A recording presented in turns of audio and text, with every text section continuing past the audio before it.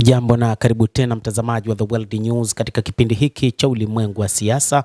Mimi ni Adam Hussein. Ukraine imesema Urusi na Iran zinawakilisha tishio sawa.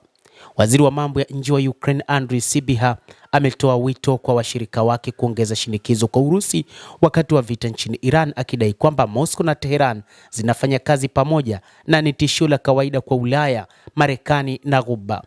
Vita dhidi ya serikali ya Iran na utetezi wa Ukraine dhidi ya uvamizi wa Urusi ni maonyesho mawili ya vita moja, Sybiha alisema katika chapisho kwenye ukurasa wa X. Mazungumzo yale ya mauaji juu ya Ukraine na Ghuba yanatukumbusha kwamba maendeleo ya Ulaya na Mashariki ya Kati hayajatengwa, aliongeza, kimaanisha ndege zisizokuwa na rubani zilizotengenezwa na Iran ambazo zimetumika sana dhidi ya Ukraine.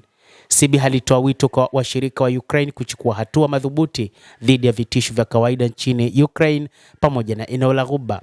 Jambo moja ambalo linaunganisha serikali huko Moscow na Tehran ni kwamba wanaelewa tu lugha ya nguvu, alisema Sybiha. Hata hivyo, wakati huu nchi ya Ukraine kupitia Rais Volodymyr Zelensky alisema kwamba wakati huu wapo tayari kutoa msaada wa namna ya kuzuia ndege za kivita za Iran za Shahedi ambazo zimetumika pia nchini Ukraine ambazo zimetumiwa na Urusi. Suala hili limeungwa mkono na Rais wa Marekani Donald Trump kwamba mpango sahihi wakati huu ni kuitumia Ukraine katika kuzuia ndege zisizokuwa na rubani ambazo ni Shahedi zinazotumiwa na Urusi katika vita vyake huko nchini Ukraine, ndege ambazo asili yake ni nchini Iran. Wakati vita vikiendelea, Rais wa Ukraine Volodymyr Zelensky aliweka wazi kusema kwamba yupo tayari kutoa msaada ikiwa nchi za Ghuba zitahitaji msaada huo ili kuweza kupambana na ndege zisizokuwa na rubani za Iran ambazo zimekuwa zikifanya mashambulizi mazito katika mataifa mbalimbali ya Ghuba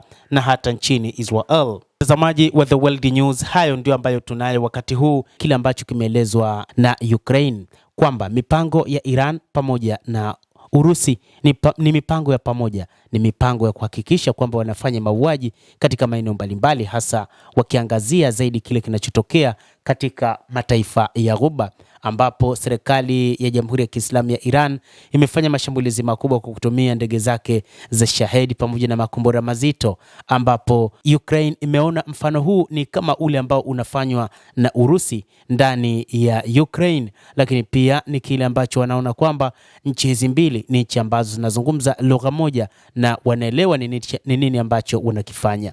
Na wewe pia una nafasi ya kulike, una nafasi ya kucomment, kadhalika una nafasi ya kusubscribe channel yetu hii ili upate habari hizi kwa mapana kupitia The World News. Mimi ni Adam Hussein. Endelea kuwa nasi wakati wote, endelea kutufuatilia uweze kuyajua nini ambacho kinajiri katika ulimwengu kupitia hapa The World News, utaweza kufahamu kwa mapana.